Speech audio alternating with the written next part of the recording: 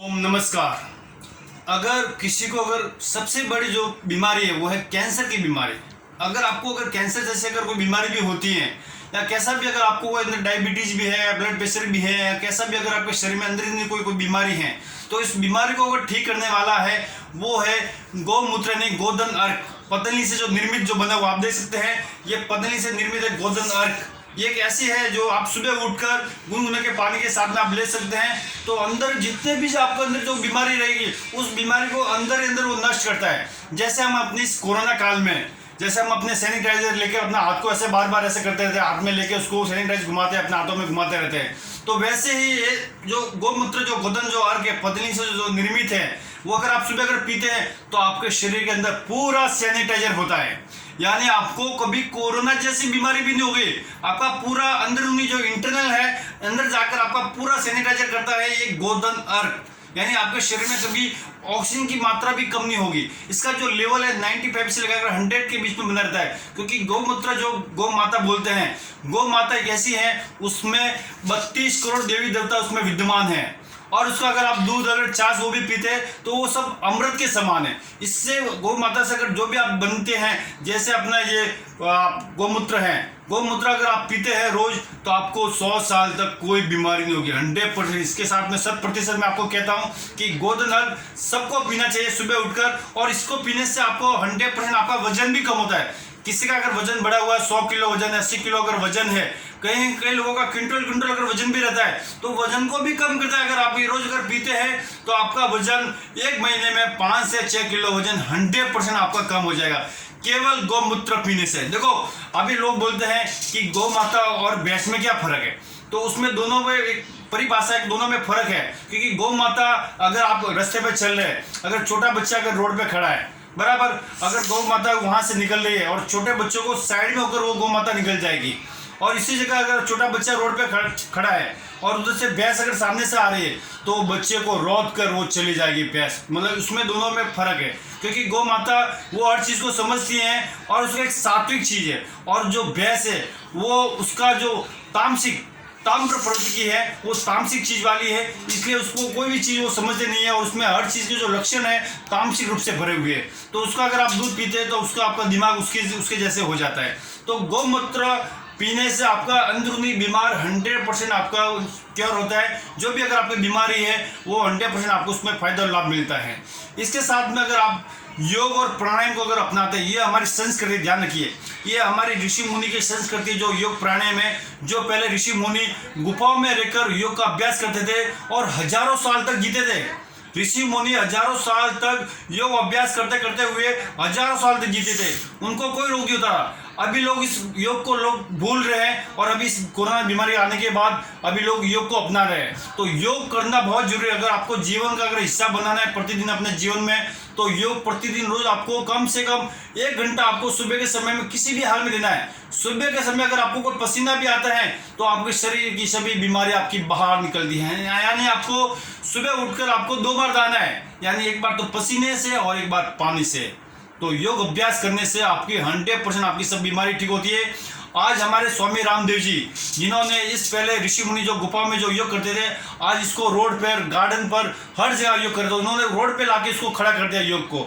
आज सब लोग उसको योग कर रहे हैं, और सुबह सुबह आस्था चैनल पर स्वामी रामदेव जी सबको पॉजिटिविटी लाते हैं, सबको पॉजिटिव में रखते हैं कि आपको डरना नहीं। ऐसे समय अगर कोरोना काल में लोग जो डर रहे हैं, घबरा रहे हैं, एक भय सा एक माहौल बन गया है कि इस कोरोना काल में हम मर जाएंगे, मुझे कोरोना हो गया, इस डर और भय के कारण लोग ज्यादातर मर रहे हैं। तो इसको डर को भगाने के लिए सुबह सुबह जो स्वामी रामदेव जी जो पॉजिटिव जो ला रहे हैं उसके माध्यम से आप योग अभ्यास कीजिए, आपको कोई बीमारी नहीं होगी। जो लोग योग कर रहे हैं, इस धरती पर अगर रहना है तो योग अभ्यास करना है, और इससे आपको कोई बीमारी भी नहीं होगी।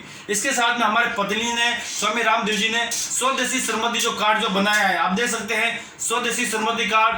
आपको इसमें 5 से 7% आपको कैशबैक मिल रहा है। कोई भी अगर आप प्रोडक्ट अगर खरीदी करते हैं तो आपको 5 से 7% आपको कैशबैक आपको मिलेगा। इतना आपको फायदा दे रहा है। देखो पतंजलि वाला आपके स्वास्थ्य को ध्यान में रखते हुए आपको हर चीज केमिकल से मुक्त, यानी कोई भी चीज में अगर आपको केमिकल मिलावटी जहर किसी में नहीं है। अब जो भी अगर आप भोजन करें, आप बाहर से जो चीज लेके आते हैं, जो आप गेहूं खा रहे हैं, कोई भी चीज अगर खा रहे हैं तो आप घर में क्या है, जहर ही आ रहा है आपके शरीर में, आप जहर को उतार रहे हैं। यानी जितना भी आप यूरिया फास्फोरस आपके शरीर में जा रहा है। तो पहले के जब समय में जो खेती होती थी उस समय में गाय के गोबर से या जो गोबर रहता था उसमें गोबर से वो खाद उसमें डालते थे खेती में, और उससे जो शक्ति बनती उर्वरक जो शक्ति बनती थी उसमें खेती होती थी, उसमें वो सात्विक रहता था, उसमें कोई केमिकल नहीं था और लोग दीर्घ आयु तक जीते थे भी थे, क्योंकि पहले के समय में लोग इतना केमिकल से बना कोई चीज नहीं खाते थे। अभी आप हर जगह आप चीज देख सकते हैं कि लोगों में हर किसी को देखो, किसी को डायबिटीज, छोटे बच्चों को भी डायबिटीज हो रहा है, ब्लड प्रेशर हो रहा है, छोटे छोटे बच्चों को भी हो रहा है। तो ये क्यों हो रहा है? क्योंकि आप हर चीज में आपके भोजन में जो भी आप खा रहे हैं, खान पान खा रहे हैं, सब में एक मिलावटी जहर आ रहा है, केमिकल आ रहा है, आप पूरा अपने शरीर में एक जहर को उतारे।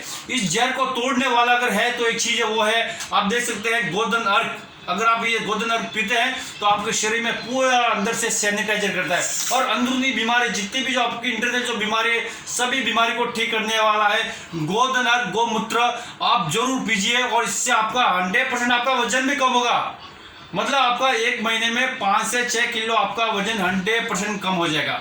और साथ में मैंने आपको बताया है कि सुबह उठकर आप प्रतिदिन आपको 1 घंटा अपने शरीर के लिए किसी भी हाल में देना है, कैसी भी परिस्थिति हो, कैसी भी मन की स्थिति हो, कैसा भी हो, सुख हो या दुख हो, पर सुबह के समय में 1 घंटा आप किसी भी आपको हाल में देना है। और उसमें ज्यादातर आपको प्राणायाम ज्यादा करना है, यानी प्राणायाम में जैसे भस्त्रिका है, श्वास कैसे भरे,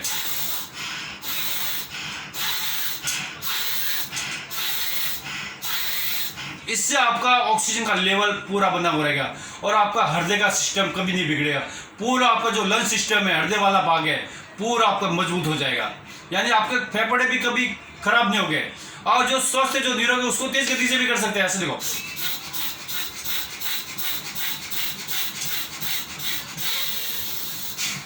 अगर आपको 5 मिनट अगर तेज गति से करते हैं तो आपका फेफड़ा अंदर से एक फौलादी की तरफ पूरा मजबूत हो जाएगा, यानी आपका हृदय वाला भाग कभी आपका खराब नहीं होगा। और इसके साथ में कपालभाति आपको रोज कम से कम 15 मिनट, जो स्वस्थ जो निरोग व्यक्ति है उसको कम से कम 15 मिनट किसी भी हाल में करना है। और जो असाध्य रोग से पीड़ित है, किसी को जैसे कैंसर है, डायबिटीज है, ब्लड प्रेशर अगर ज्यादा भी बढ़ा हुआ है तो उनको सुबह खाली पेट आधा घंटा करना है। और भोजन के 6 घंटे बाद, जैसे आपने 2 बजे 1 बजे भोजन किया तो उसके 6 घंटे बाद आप कपालभाति कर सकते हैं।